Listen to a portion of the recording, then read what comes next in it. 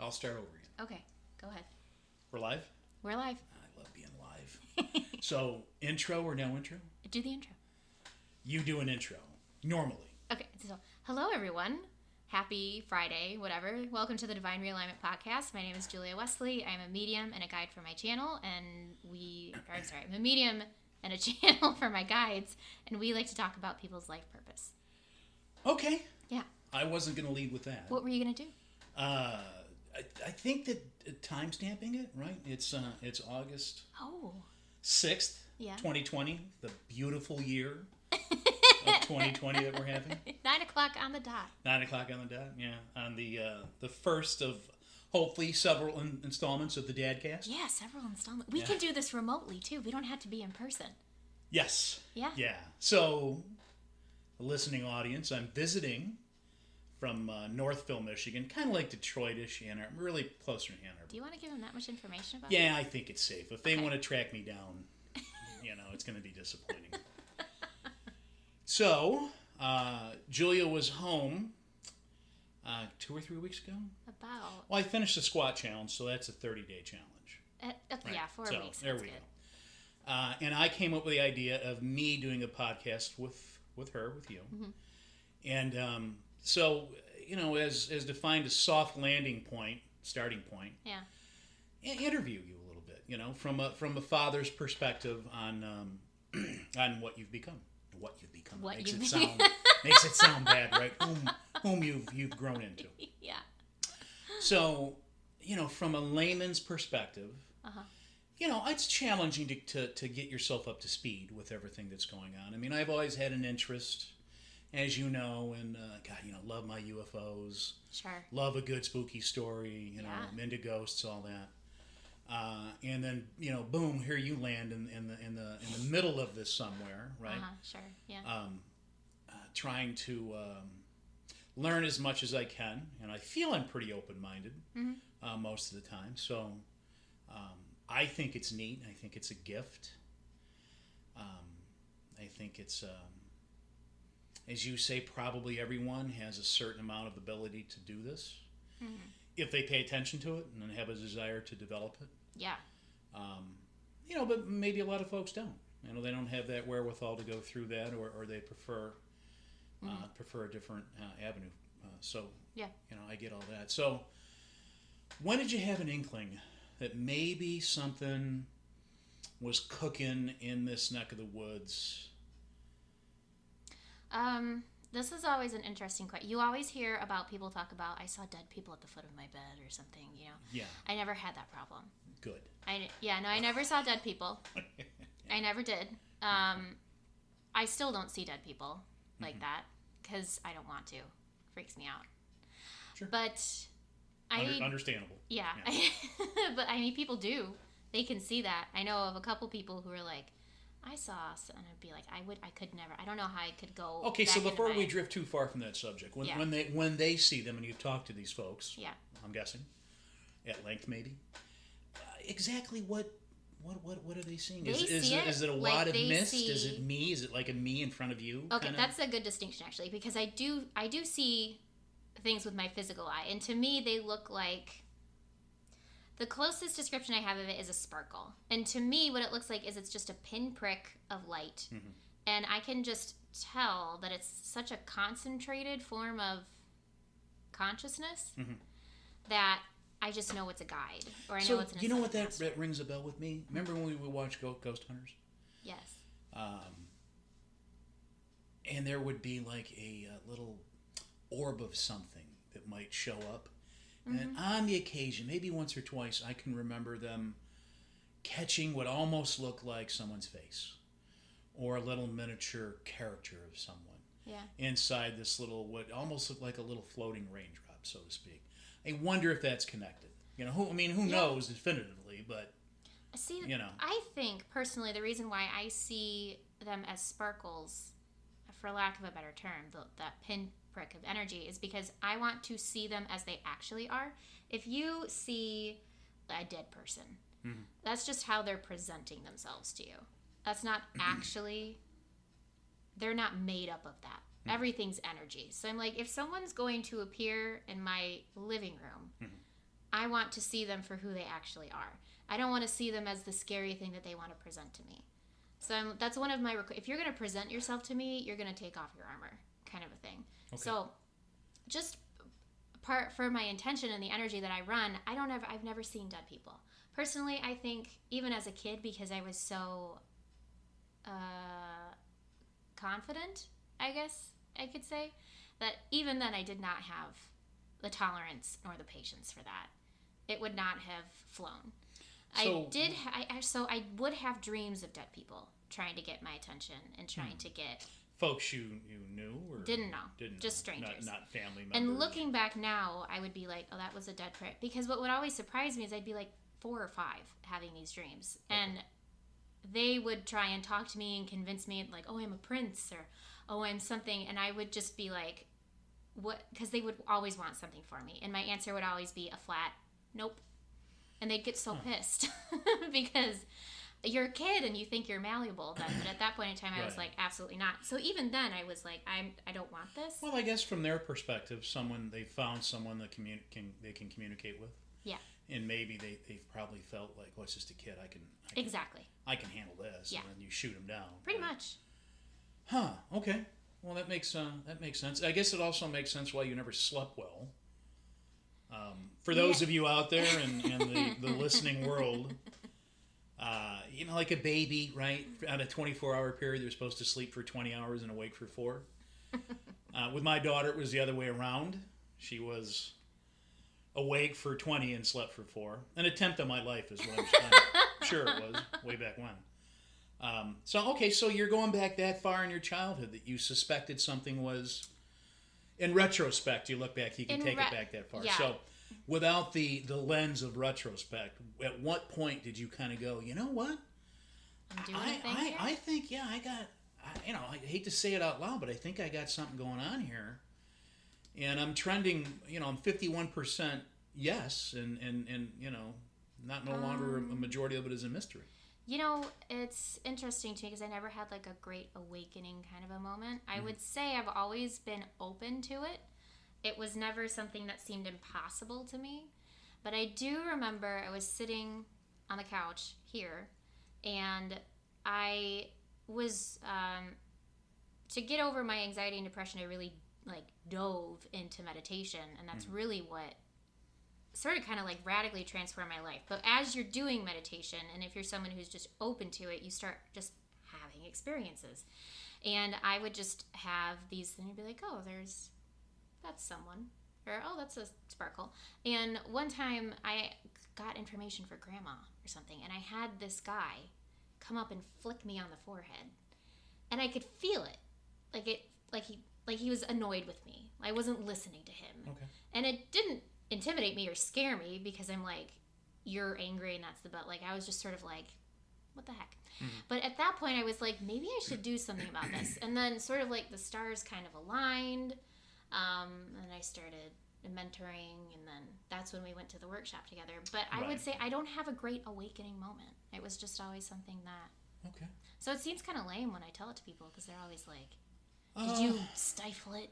And I guess in a way I did because I really dove into academics and stuff. But yeah, you're right. That's kind of lame. Yeah, it is. That's why whenever anyone asks, they're like, "Oh, this is gonna be a good story," and I'm like, Yeah, kind of. Yeah, I don't have a good. No, one. I get it. You sort of. It was just part of you, so maybe there really wasn't much of an awakening. It's just sort of. I think it would slowly developed inside of you. Yeah, I think it would surprise people because you're always using your intuition, and you're never not in touch with your intuition. The things that you take for granted, if you have a song go through your head, that's clairaudience. If you've made some sort of connection in your mind, it's probably from your guides. If you're giving someone some great advice and you're not sure where it's coming from, you're channeling your guides. You're always using it, but you're taking it for granted. I mean, I follow what you're saying now because I've been listening to you for a while, and I'm learning, but really from a beginner's standpoint, when you dip your toe into this neck of the woods, very rudimentary, and I think of this field, I think of just real basic stuff. I don't want to take it down to Casper the Ghost, but sort of like that, where it's just as rudimentary as you can get. Your basic haunting, your Did you hear that funny noise? Well, we can go over that. Yeah, or gosh, that's where a lot of people my start. brush was here, and I for some reason it's in this bedroom. I never go in this bedroom. Yeah. That's sort of where I started from in my mind, and through listening to your advice and your guidance, it sort of seems like there's a heck of a lot more going on. There's a little support group looking out for you. Air quote on the other side that you may not realize is there. Everyone, yeah. Yeah, we all have these folks. Could some be strangers? Is there ever a stranger that takes an interest in someone? Yeah, when I was learning mediumship, I did have a guide that I had never met before. I don't know any relatives that are dead. I don't. You know what I mean? Sure, yeah, I get you. Yeah, these are all pre you. So essentially, I guess everyone's technically a stranger to me, but that I couldn't be like, oh, that's your great aunt. Be like, I don't know who that is. Right. So but there's a connective strangers. family thread. I mean, like just that's not uncommon. But I did have a complete stranger to me, who died in like the 80s. Mm-hmm. I've never met, but he's someone who was well versed at teaching people how to be a medium. Because when you are learning to be a medium, figuring out how to communicate with your guides, basically it's like learning another language. So your guides are trying to figure out what works best for you. You're trying to figure out what the heck does this even mean, and the way that they figure out your alphabet, so to say, is what has significance to you. When I try and convey emotional support, like what do you need? For me, they show me a Dalmatian, and they're like, this person needs immediate emotional first aid. And so that they show, because to me it's like a firehouse dog, and they're cute. And I see what you're saying. Yeah. So it's sort of like a representation, exactly. Maybe, of a feeling or. Yeah. Huh. Interesting. Okay. I would fail at that interpretation. I would be stuck on the why in the world am I? Well, that's the thing, is it's so unique to you that you probably wouldn't get the same. Okay. Oh, well, there we go. I learned something. Didn't realize that. Yeah. All right, so we're going back to 4 years old, right? Catapulted till current day. Yeah. What's the biggest thing that surprised you out of this learning process you've been on, right? Yeah. The biggest thing that surprised me, how that's interesting. I'm not sure if anything truly surprised me, and I think that is probably in itself surprising, just how easy it was to step into it. I guess, because it's never been something. It was always like it was something just waiting for me to take ownership of, but I just hadn't been. There are things that, looking back on, I can realize that I've come pretty far. You were talking about like ghosts and scary stuff before, and that's what a lot of us have an orientation towards spirituality, because you hear about the scary stuff first. Well, yeah, right. And so when I was trying to be like, oh, I want to figure out what this is, I was trying to I need to find a demon, because that's the only thing. Yeah. Yeah, you're bang for the buck, right? Yeah, exactly. You're like, I gotta find I gotta find a haunting. I gotta figure out where someone died horribly, and it's like there's way more out there. Like, that's scraping the bottom of the barrel. Okay. Frankly, yeah. So I guess that surprised me, coming from a perspective of thinking it's not like you're not doing mediumship if you're not trying to exorcise a house. There's so much more you could be doing. So, can you decide to shut it off? In other words, I am not partaking in this today because I've got other priorities, something else in my mind, something else going on, and I'm just closed for business, so to speak. Yeah. Can you do that? Yes. So does it bottle up? I mean, like you're on day 3 and like you're like, man, that's it. I gotta unleash it. I mean, is that part of the thing too? There's a lot to unpack there. So if you're gonna do it the healthy way, a lot of the times you talk to your guides and you're like, I need a me day. Like, I need a day where I'm just human Julia and I'm not dealing with the metaphysics of the world. Okay. And normally it's like, for me, my guides tend to enforce that on me. They're like, today you're going to nap. So they're managing you a little bit, huh? Well, I guess that's kind of what they do in the first place. It is sort of what they do. Yeah. And you do actually have guides who are gatekeepers if you're sort of into this. Like if you're a conscious medium, you do have guides that are out there who sort of keep the riffraff. What's a conscious medium mean? You're paying it. You're aware. Oh, you're paying attention. Yeah, that you're a medium. You're not just someone who's like accidentally moving people to the other side in your sleep. Huh. You know. So when that happens, when you get a forced day off. Yeah. Do you know who's telling you to do that? I mean, is it?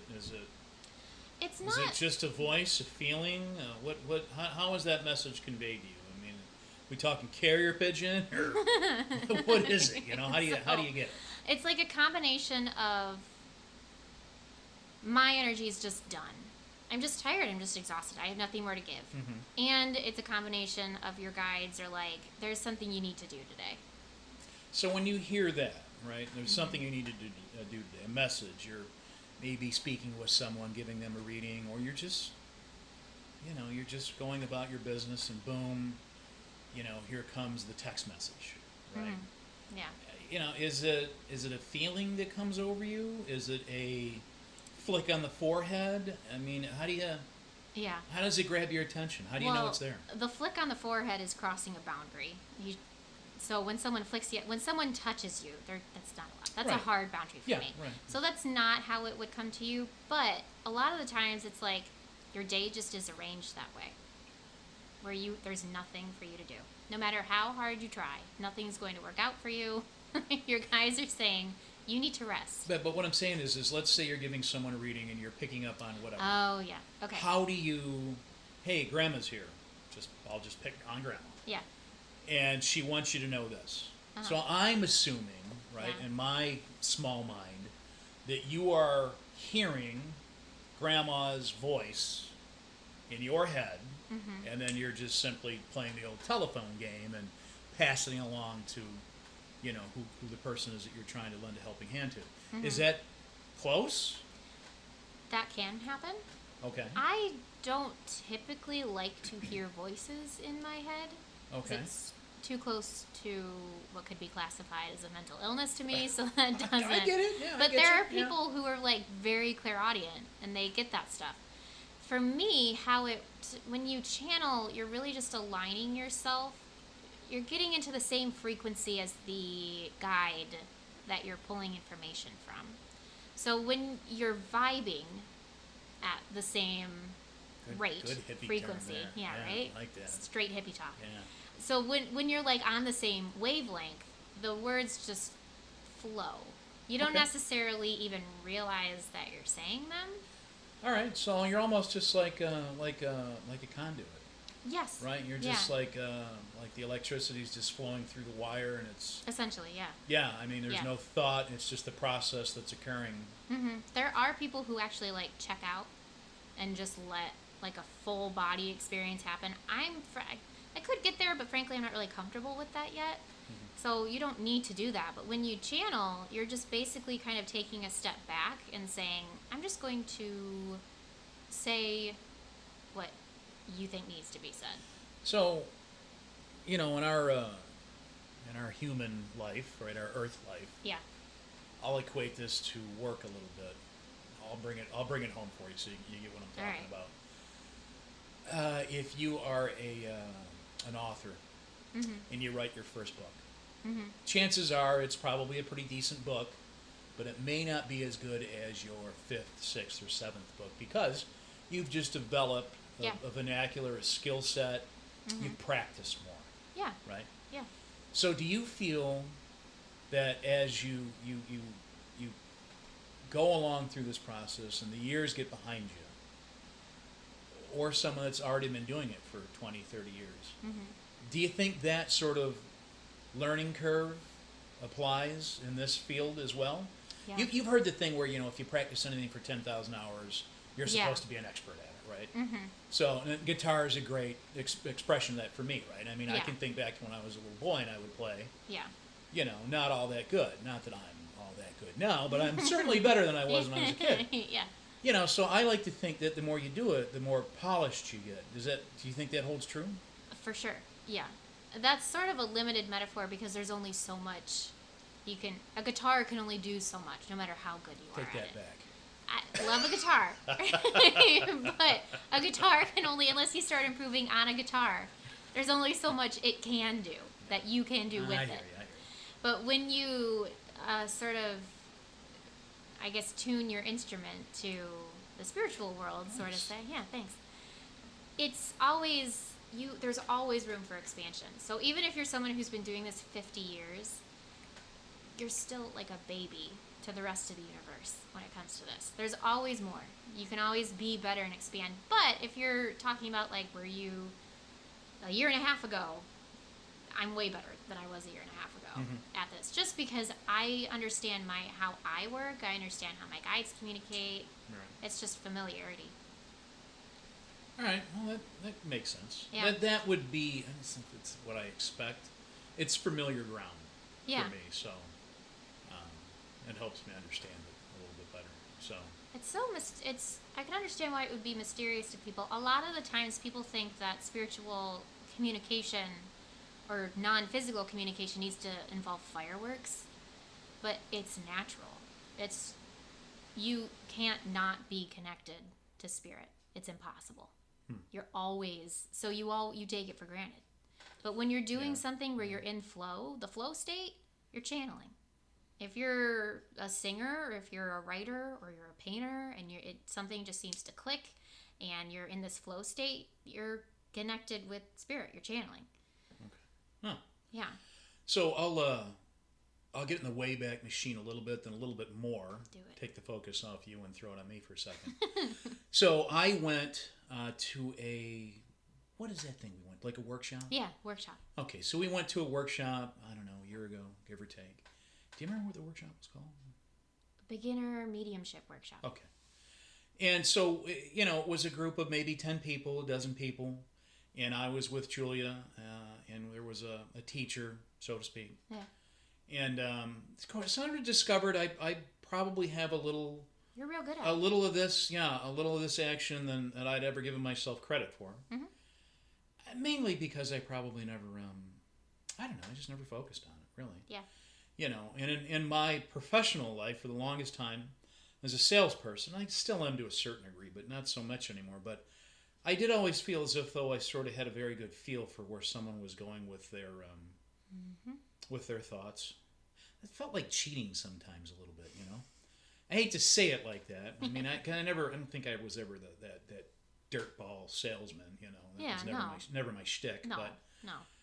But when I went to that class with you, I hearkened back to that and I thought, I wonder if I'm picking up on something more than I thought at first blush, so that was enlightening, kind of neat, and it's always nice when you find a new shiny toy, Yeah. particularly later in life, so I paid more attention to it, as time's gone on, and not to the degree that you have for sure, but I'm resolute in developing it as I grow older, it's just not a focus for me right now, but you know how things change, right? Passions float in and out of your life and whatnot, so but you've heard this story before, and I'll tell everyone just to help take up some airtime here. When I was a young boy, I don't know, I'll just say 6 years old. Close enough. I woke up one morning, and it was an early summer morning, and I remember we used to have this big hall fan out in the hall, attic fan. Yeah. And it was on, and I loved it when that thing was on because I love sleeping with the sound of the fan. I sleep very deeply, and when the fan's going, it just knocked me out. It was one of those real good sleeping nights, and I was gone. And I woke up, and I was up. Everyone else was asleep. No concept of what time it was. I didn't care. I was 6. Didn't matter. Yeah. The sun was up, And suddenly I started hearing a voice, and I felt a very odd presence in the room. I don't want to say there was a shadow, but I can easily be talked into saying there was a shadow. not a very dark shadow. And it felt like it was swirling around me fast, almost like it was trying to make me dizzy if I had chosen to follow it. Yeah.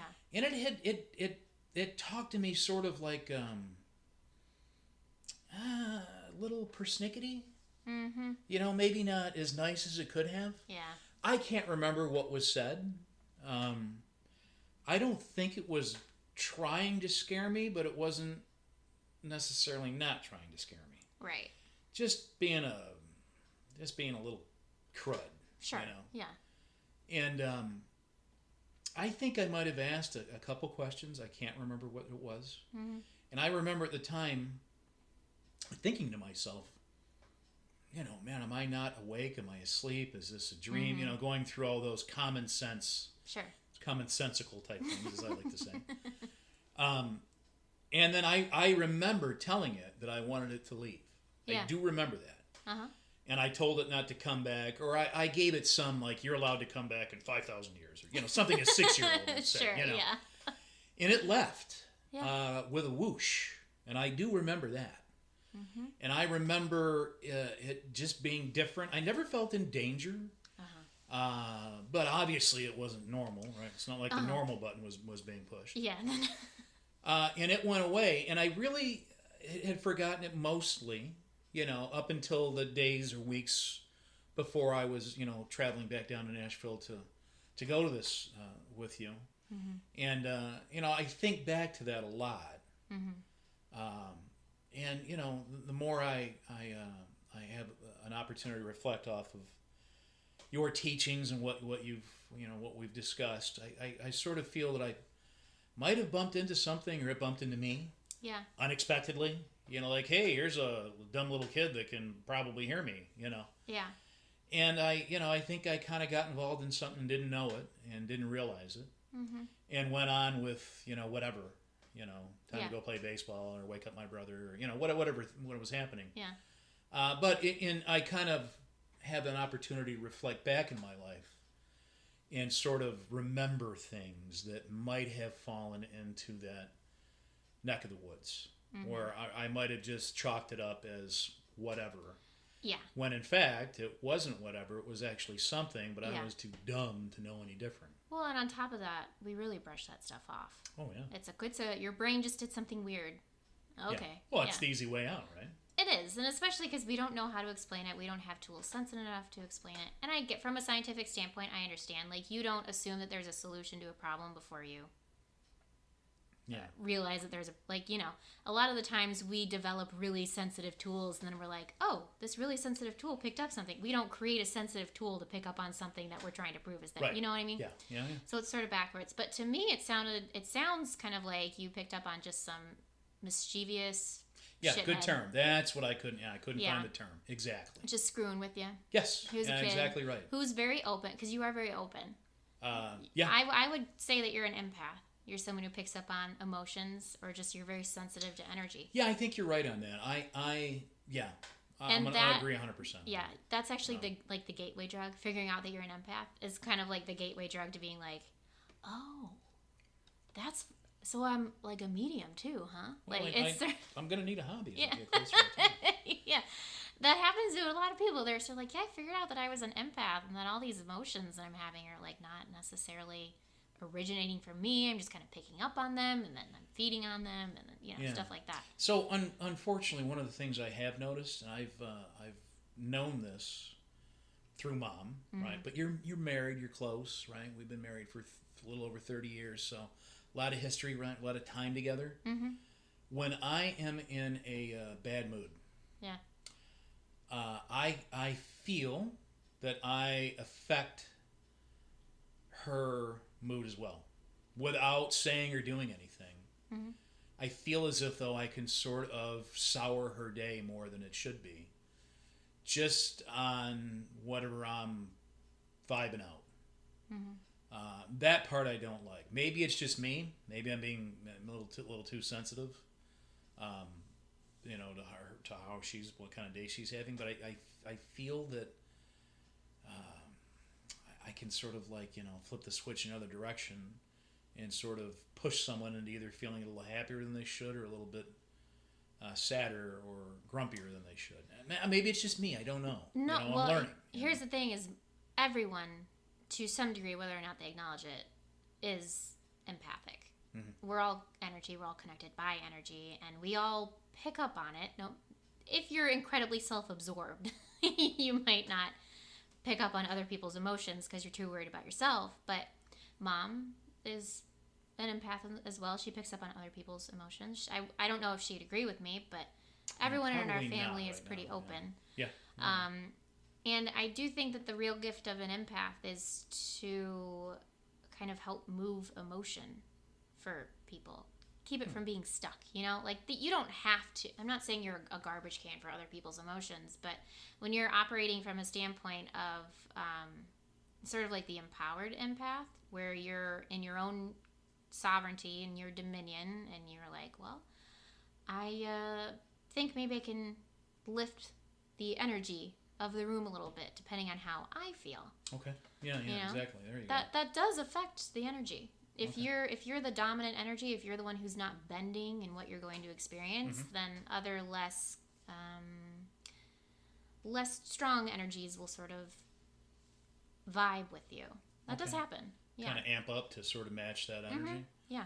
Okay, well maybe that makes a little more sense, because I do try to, when I go into work, I do try to energize everyone a little bit. But I always thought I did that through my actions and my words, which I'm sure I do. Yeah. But, maybe there's an extra little something I'm bringing to the table that can't be seen or heard. It's authenticity. That's helpful. Yeah. Well, you're coming from a place of authenticity as well. It's the energy that incites you to use those words and those actions. Mm-hmm. It's the intention. We've all bosses who are trying to like boost morale, and I'm like, you want to go home just as bad as I try not to be that guy. Like, hey, let's do a company cheer. I don't have the patience for that. It's crazy. Yeah. But a lot of people, and if you're listening to this, you're probably an empath as well, who they're just sort of like, oh, that's what that is. And that for me was, I would actually say that's probably what got me started on this path. And I was pretty young, maybe 13 or 14. Mm-hmm. And I was like, I just feel like I'm absorbing a whole bunch of stuff that's not even mine. And I had no word to describe it, but as you find a whole bunch of weird stuff on the internet, and I found that on the internet, and I was like, I resonate with a lot of this. Okay. Yeah. Favorite band? Ooh.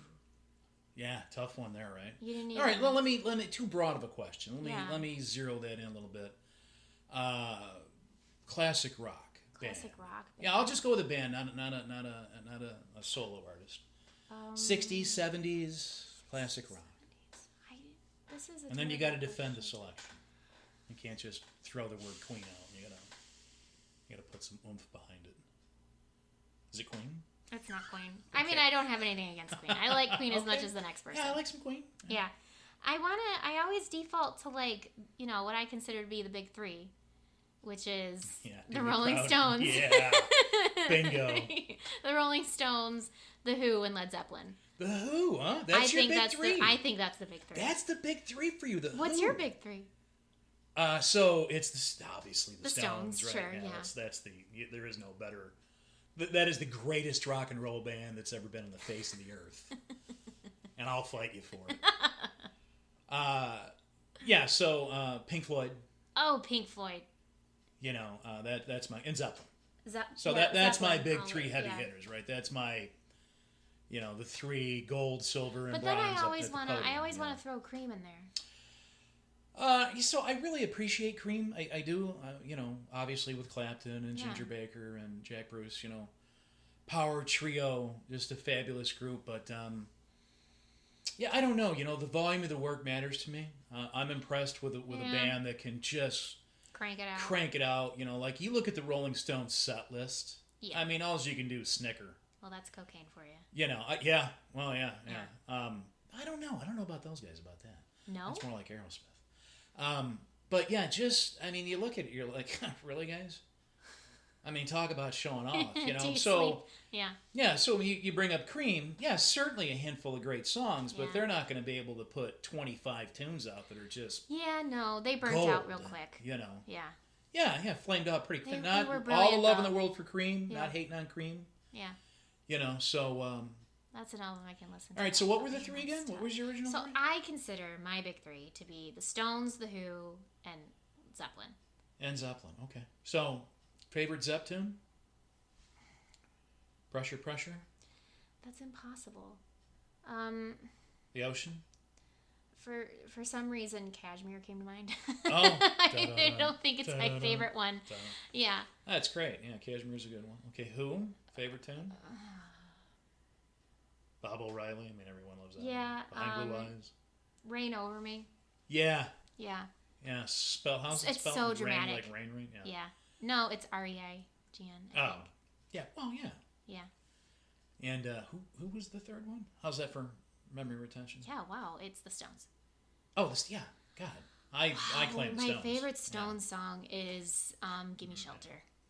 Shelter is solid, Yeah. and props to the backup singers in that tune. If the backup singer wasn't in the song, it wouldn't.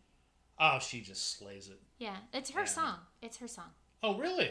Well, look at that. Well, I'm declaring it. Oh, it's her song. Yeah, Oh, it's okay, her song. gotcha. The Stones Okay. are just backup. It was just all preparation to get to her. Just yeah. Yeah.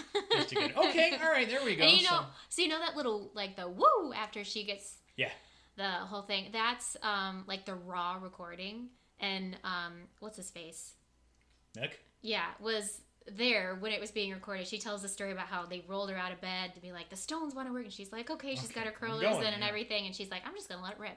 And she had just like did the whole the screech thing when she's into it. Yeah. And then Mick is like, ow, like and they kept it more like exuberance. Yeah. From Mick. Okay. All right, he's like, hot damn. Yeah, that's what that little. If you listen to it, you can hear it. But I will. I'll listen to it tonight. It's really cool. So yeah, I just love the Rolling Stones. Yeah. So at work I have 2 coffee cups. Mm-hmm. One is for coffee, and it's a Nashville cup. Yeah. I think I got it at the airport. All the best souvenirs are at the airport. Weird, right? Well, I mean, they're all around town, but as far as convenience sake goes... For sure. Convenience, yeah. Then you don't got to lug it everywhere, right? You're there, boom, just love that. God, what the heck was I talking about? We were talking about the Stones. Yeah, but there was a point to it before. My coffee cup. That's right. So my other coffee cup at work is a Rolling Stones coffee cup. It's just for oatmeal and grits and all that old people food I eat in the morning. Yeah. Oddly enough, I can't get anyone else to try grits with me at work. No, because grits are gross. Now, there's not a lot of taste there. No. It's an acquired thing. You just eat it for the butter. Plain. You eat plain grits? Plain grits. I hit it with a little almond milk. Dad, why would you do that to yourself? I don't know.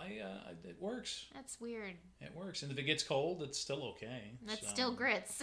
Still grits, yeah. They just kind of get a little bit more cement-like. So back to okay, we'll stop talking music and back to the mediumship thing.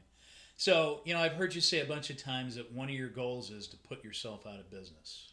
Yeah. So, so as one business person to another, bad business model. How is that a sustainable model? Bad model. Yeah. Right? Yeah, well, it's important to realize that everyone can do this. I'm not special.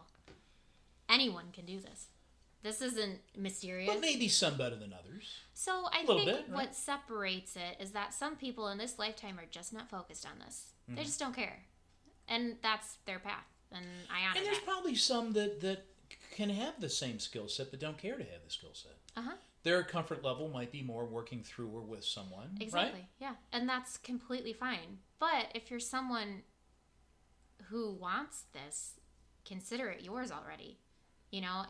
I get real uncomfortable in sort of like the guru model. I don't like it because I understand it as using it as like a stepping stone, but at the same time, like I'm just doing it. Like you can mow your own lawn, but if you want to pay someone else to mow your lawn, that's fine. That's basically when you come to me. Yeah. You can, you can do this yourself. But if you don't want to, come to me. That's fine. But everyone can do this. I would love to help teach people how easy it is. Mm-hmm. And especially with my focus on a life purpose, like you don't necessarily need me to get in tune. You just have to know who you are. And I like to help people with that, to figure out who they are and what they're here to do. It's a real passion of mine.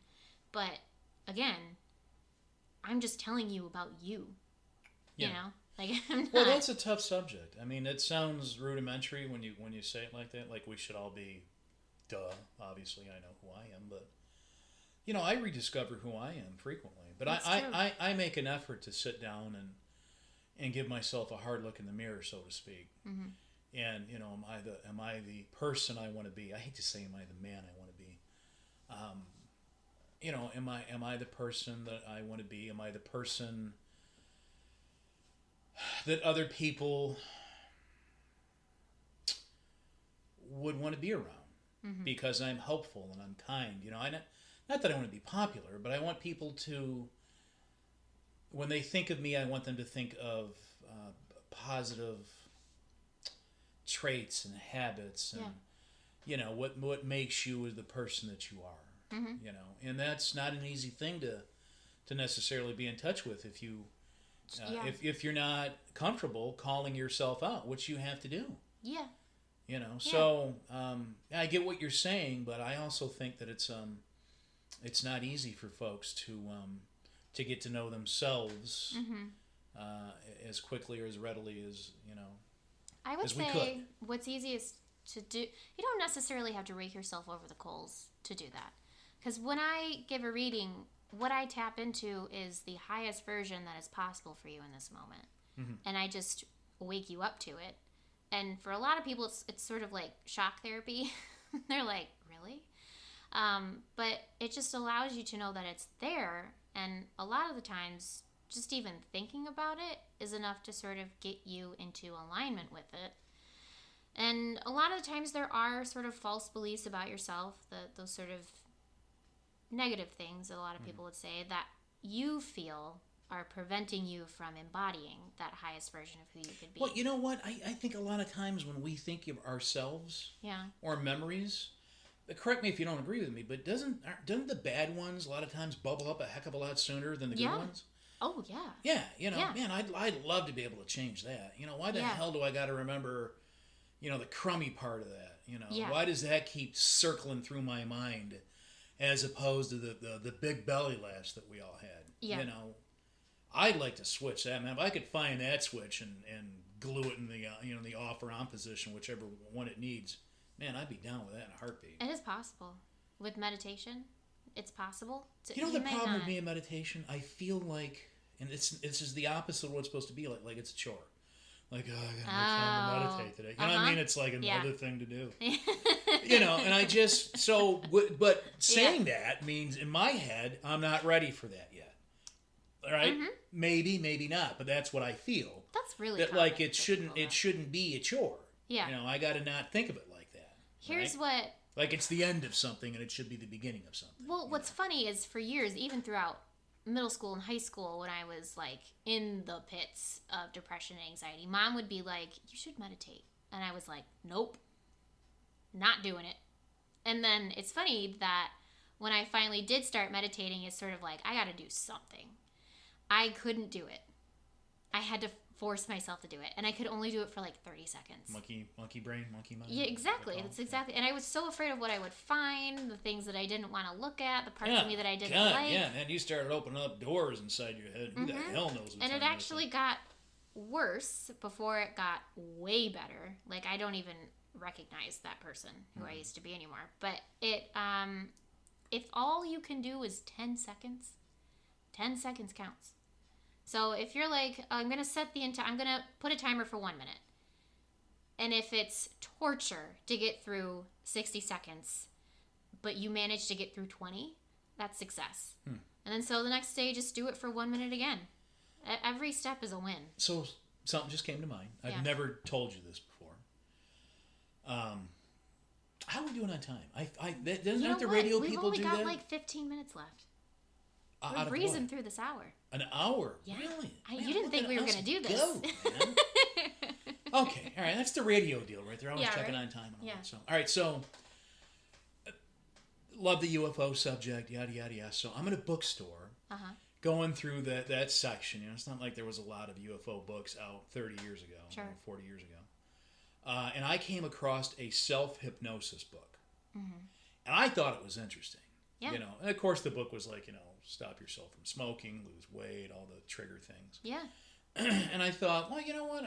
I'll buy this. You know, I felt like reading something. I wanted the subject to be something that wasn't, you know, Walter Cronkite type news presentation. I like that adventurous type ethereal adventure, you know. And I read this thing, and there were some techniques that were in it that I actually tried. And one of them was, and maybe this is along the lines of meditation. Maybe it is, maybe it isn't. But basically, in your head, right, in your mind's eye, you sort of talk to yourself, and you go, okay, Mark, you know, do I really like going to work? I'll just pick that. Yeah. And if I like work, move a finger. And my pointer finger means yes, and my pinky means no. And demand an answer out of something inside, the inside you. Yeah. And keep after it. And, you know, basically the book said that, you know, after a several minutes or sooner or longer, one of your fingers will move. One of those two assigned fingers, and that's your answer. And I'm like, well, that's a bunch of crap. That ain't going to work. You know? I wasted $20 on that stupid book. You know, so I tried it, and I'll be damned if it didn't work. Yeah. You know, so of course now I'm back to the logical, I'm talking myself into this, you know. Yeah. And I played around with that for, it was months. It was months. You know, and eventually I gave up on it or forgot about it, whatever, and went on to whatever other kooky thing I happened. But it was a little revealing, to be honest with you. Yeah? And because I would get the answer, and I'm like, that's wrong. Dumb, wrong answer, you know. And then I'd get to thinking about it and just kind of marinate on it, you know. And I'd go, yeah, I guess I really do feel like that, you know. So I'd completely forgotten about that till we're here, you know, chewing the fat on this Dadcast. Yeah. Could be the first ever in the history of the wrongly named podcast. Dadcast. Yeah, you know.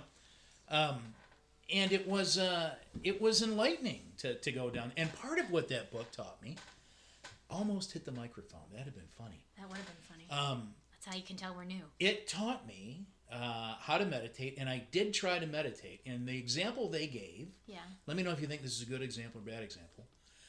I'm at a set of escalators, and they're slow moving escalators, and I step on the first step, and I'm riding the escalator down slowly, and I'm watching one step fold into the other step, how all escalators do, and I feel the momentum of the escalator going down, and with that I'm trying to slow my breathing down and trying to calm my mind and focus on the escalator. Yep. You know, and do your darndest to just think of that, which surprisingly enough is not easy. No. And inevitably, I'd fall asleep. Yeah. Out, man. That's really common. I'm out. Yeah. Yeah. I'd wake up like 40 minutes later, but a really solid nap. Yeah. You know what I mean? Well, so that is a really common technique. Okay, I'm thinking, I just took a nap. I didn't do anything. You can also go up the escalator, or you can use an elevator, or you can use stairs. These are all really common, especially hypnosis techniques, which is it's essentially meditation. It wasn't hooey. No, okay, it's a common thing. It's so funny that I'd fall asleep all the time. Well, you know what? When you're learning meditation, they tell you if you fall asleep, perfect. It's what your body needs. Because I'm like fail. No, failed that. No, yeah. Okay, that's a win. That's a win. I'll be darned. Yeah. So even if you nap, like listen to the Dalai Lama, be like, teach me meditation. He's like, if you fall asleep, it's because your body needed sleep. You were good for you. You slept. Man, I was out like that's the thing. And you're still doing work when you're sleeping. But another thing that I like to tell people, because you were talking about the monkey mind. Yeah. A lot of the times they teach you in meditation to shut off your monkey mind. Just push it down. Push it away. I teach the opposite. I just say, your mind is talking to you. And if you take the observer position and just listen to what it's saying, then you'd be like, okay, thanks. And then move on. Let it talk itself out. That's what I do when I'm in that space, and I'm just like, oh gosh, I was supposed to fold the laundry. Oh crap, I forgot to take something to the bank. You know? So you kind of bleed that out, and there's nothing left for it to talk about, and then you can get on to the business of relaxing and focusing. Yeah, and it's okay. If you're working through some kind of like trauma or something, or like a depression, and you're afraid of your monkey mind, your monkey mind will keep haunting you. So what I do is when you're in the position of listening to your monkey mind, you're taking the observer position, which is really kind of the point of meditation, especially at the beginning, to get to the point where you don't identify necessarily as your persona or your ego. You start to take a step back and identify as the person who's just observing everything. Mm-hmm. You're not necessarily your scraped knee, or you're not your hurt feelings, or that's just something you're experiencing. And that is what changed for me in meditation. That's what kind of turned it all around. And so when you sort of listen to your monkey mind, because sometimes I still do that. I'm like, okay, we're gonna do something different. Elbowed the desk there. And then it just won't go away, because it's like it gets louder. And then it's like you have to put more effort into pushing it down. And you're not being present. That's the point of meditation, is just to be present. You know, I think that would probably be better for me. Yeah. Because I'm going to expend a lot of energy trying to calm myself down. And that in itself is sort of the opposite direction, I think, of what I would need to go to. Yeah. I'd like to think I could slip into it easily and not fight my way into it. That's the opposite. You can't fight your way into meditation. Well, that's my point. Yeah. Right? Yeah. I kind of get that. I do that a lot just in normal everyday life. I need to. You've heard me say it before. If I have a large decision that I have to make, I don't necessarily think it through. I feel it through. Mm-hmm. And that's my way of calming my mind's options. Yes. My mind is great for coming up with the weirdest options and scenarios and what ifs and all that. And if I don't let it play itself out, that I got to get that tape, that cassette tape's got to run to the end. It's like bleeding out the poison. Yeah, you know, if I don't, it's all I'm just hit the pause button, and the pause button's a hair trigger. It could pop off any second. Right? Yeah. So I think that's what I have done for just the longest of time. And for me, it works. Of course, I'm guessing that everyone's different. Everyone is different. You're going to find... You might be someone who needs a moving meditation. You might be able to meditate while you clean the kitchen. What it is, all meditation, the point is for you to be present. Okay. To be doing what you're doing. And not to be in your head while you physically do something else. So running is a way to meditate. Okay. I can't run. It's kind of why I like walking so much. I call it brainwash. Yeah, that's meditating. Yeah, I mean, it's great that I'm stretching my legs and burning some calories, but I get done and my mind feels so much better. That's what it is. Yeah. You know, you're focusing in the moment, and you're able to recognize that all that chatter is just junk you put in your head. It's not helping you. Yeah. And I would say that if you're someone who's like, okay, I'm going to use meditation to start like self-treating my own anxieties, I would say I cried a lot when I started meditating. And it was just, I just needed to. Yeah. You know? And I think a lot of people, they, when they start meditating and they're like, it made my anxiety worse. When I started meditating, I started having panic attacks. And the thing was that my body was like, it's time for you to let go of this. And the only thing, this is what I recommend, again, I'm not a healthcare professional, but speaking as someone who had panic attacks, and still sometimes do, the only way to get through a panic attack without scarring yourself for the panic attack is to let yourself have the panic attack. Allow yourself to survive a panic attack. Yeah. And then the next time you have a panic attack, you're like, I know what this is. And I'll see the world on the other side, you know? Sure. But that is the kind of stuff that if you're coming from a really low place, it's what comes up in meditation. And to not be free, get the support you need. I'm not saying, you know, fight this battle all alone. Maybe you should also be in therapy while you do it as, you know, supportive stuff. But don't give up on meditation if it's something that you're like, oh, my monkey mind just won't shut off, or, oh, I keep having these thoughts come through. It makes my anxiety worse. And it's like, that's going to happen because you're bleeding things off. You're letting go of things. And to let go of things, they have to come up first. Yeah, oh, absolutely. Yeah. I know that for me,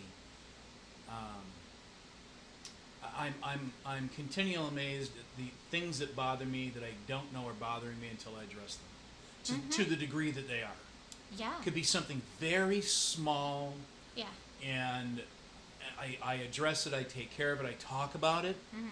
And then I ain't kidding you, 2-3 minutes later, suddenly I realize, that invisible weight has been lifted from me.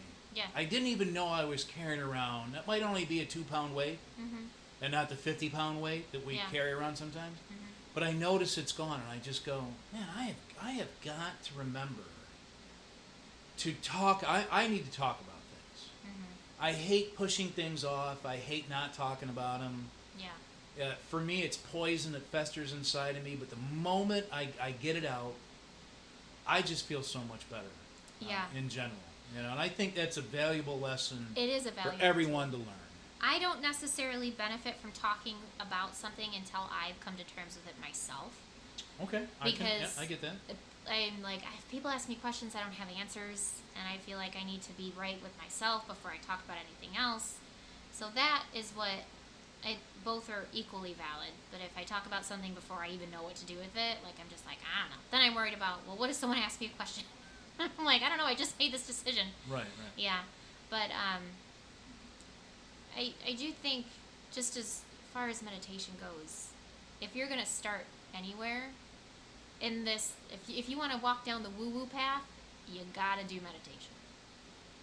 It's a good centering function, right? Yeah. I mean, not only for that, but for just you actually life in get general. into a meditative state when you give readings. Okay. Yeah. Makes sense. And it's how you can tap into your own guides. So as you're bleeding off all of this stuff that's trying to come up, and I was going to say, the reason why we don't realize how much stuff is weighing on us until we actually pay attention to it is because our brains are so good at self-preservation. Yeah. And it's like, this is too hard for me to deal with right now, so we're going to not look at it right now. Survival instinct is strong. And so when you actually are in a secure and safe enough place to actually deal with that stuff, and you've already opened Pandora's box, so to say, by starting to meditate, it's going to start, your body's going to start purging. And so you're going to feel all these emotions that you shoved down, and that's why that's happening. But if you are someone who is like, you know what, I want to be a medium, you already are a medium, and start meditating, because when you communicate with your guides, it's easiest to connect with them in meditation. Otherwise, there are other ways to do it, but it's like you'll see synchronicities, or someone will say something to you and it'll spark something in you. Something we got to touch on too here. Yeah. So how much time we got left? Oh, we've got 2.5 minutes left. That's perfect, actually. Okay, so we did the band thing. We right? did the yeah, band we're thing. gonna blend music through all of these, folks. It's my passion beyond the shadow of a doubt, and I'm sure yours to a very music. large degree. Yeah. For those of you that don't know, Julia can sing can very, very, very well. Thank you. You're welcome. So, best singer. You got to pick one singer you're taking to a desert island for a year. Well, that's Aretha Franklin. Oh man. Yeah, that's you easy. took mine. Who else can you pick? Okay, so who's in the same atmosphere with Aretha? Now that we've got her up on the mountain. So We'll just stick with ladies. Okay. Etta James? Oh, yeah, duh. Okay.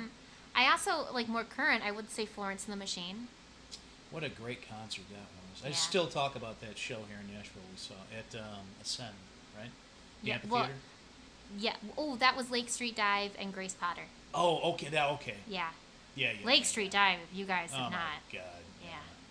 Yeah. And Grace Potter, man. I mean, she just seems she like a killed it. Valkyrie. Yeah, she does. just That's exactly the it. way she like just, Valkyrie. the power. Yeah. Yeah, I mean, she does. good gravy, Yeah. you know. Yeah. All right, who else? Who else would I take on a desert island with me? It's like, what can I listen to I mean, nonstop? you get and the not Whitney. ever get? I mean, just the pure, Yeah, that's. tragic, I would pick spin in Aretha. life that got her. Yeah, Aretha's way up there for me. Yeah. I mean, I really can't argue that. It's not a very manly type choice, but I think Celine Dion's got just a wonderful voice. Martina McBride. Oh yeah. You could go Faith Hill. Yeah, Faith Hill. Yeah, I wish Faith would come out of mom retirement and start cranking out some albums again. But yeah, what a set of pipes on her. Mm-hmm. Okay, good. Good. Yeah, I was right there with Aretha Franklin. I'm like, oh, she's not going to say that. She's of course I'm going to say. I love Aretha Franklin. I never. What loved about Babs? Babs. Right? Yeah. Don't Rain on My Parade. Okay. Talk about a karaoke song. Don't Rain on My Parade. Don't Rain on My Parade. Just let it rip. How's it go? It's well, I can't. We've got 5 seconds left. Folks, we love you. Talk to you next time. All right. Bye.